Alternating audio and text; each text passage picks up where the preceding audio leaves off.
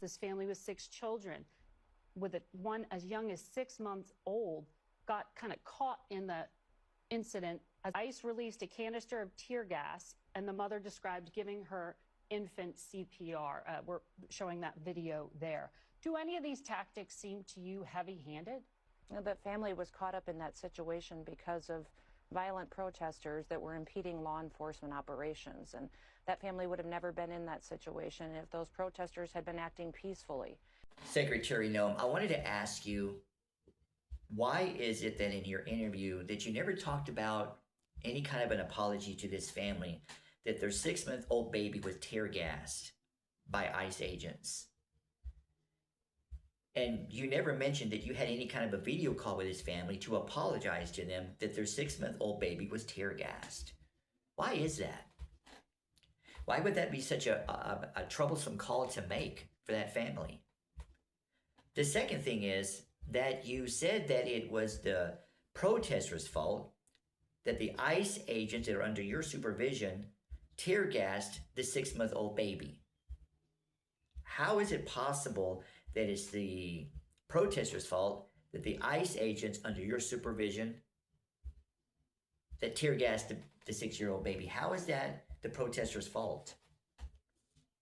The third thing is these protesters, I noticed that they're outside, and I don't take for granted.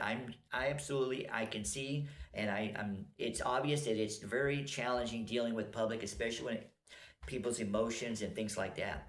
But they're doing the same thing that the January 6th protesters did. Fight for Trump! Fight Both for were Trump! what? Wrestling, fighting, hitting law enforcement. We've seen both groups destroy, public property for the protesters I believe it was the largest that we see on the streets, spoken but before. government property from the January People 6th in the crowd said it was the most protesters. beautiful day they've ever And of course, the experienced. January 6th There was protesters love were more in it. interested in There was overthrowing the love government, as we and know, unity. on behalf of Donald I Trump. have never And seen the protesters that we see in the streets such right now spirit don't like and how things such are being done passion and regarding such immigration and other things. So I feel like that these are fair questions that I'm asking you. But the next thing is, what about the families? Let me help you there. What about the white families that in their neighborhood, ICE comes rushing in, they're all in their military gear, they have their guns drawn, and they merge on a home in the neighborhood. And these people have families. Maybe they have a 2-year-old, a 12-year-old, a 17-year-old, a 20-year-old, but they have families.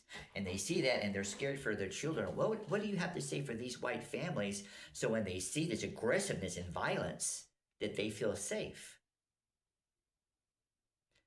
That's something that I'm sure matters to you because you're deporting people that are U.S. citizens. They're just not white.